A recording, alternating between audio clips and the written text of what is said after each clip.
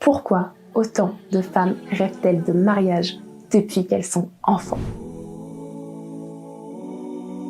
De 2 à 4 ans, les enfants forment leur première représentation du monde, et notamment ce qu'être une fille ou un garçon. Et les films d'animation, dont les films Disney, font partie des premières influences à cet âge-là. Dans la majorité de ces films, l'arc narratif de la princesse se conclut par une relation romantique avec un homme. Dans Cendrillon, La Belle au bois dormant, La Petite Sirène, quel est le point culminant? C'est la robe blanche et cet homme qui les sauve.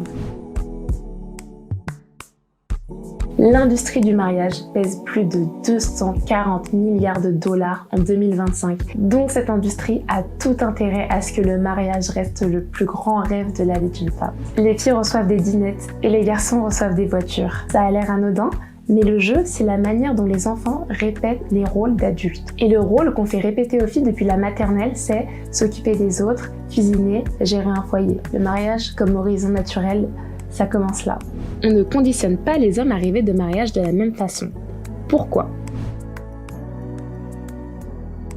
Il y a une explication biologique partielle. Une étude a mesuré les taux d'oxytocine de 90 participants. Les femmes présentaient des taux 3 fois plus élevés que les hommes en moyenne. Mais la nuance est essentielle. L'oxytocine n'est pas l'hormone du mariage, c'est l'hormone du lien social. Elle favorise la confiance, l'attachement et l'altruisme. Autrement dit, la biologie ne dit pas mariage, mais la biologie dit connexion humaine. C'est la culture qui a habillé ce besoin universel d'une robe blanche et d'une bague.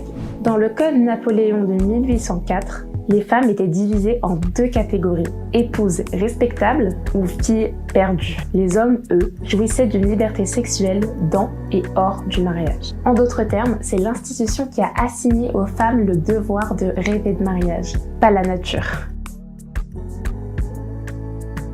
Bon, alors rêver de mariage, est-ce que c'est mal finalement? C'est pas ça la question qu'il faut se poser. Il faudrait plutôt se demander, est-ce que le mariage c'est mon rêve? Ou est-ce que c'est le rêve qu'on m'a appris à avoir? Le plus grand acte de liberté, ce n'est pas de rejeter le mariage, mais c'est de choisir, vraiment choisir, ce que l'on veut pour soi.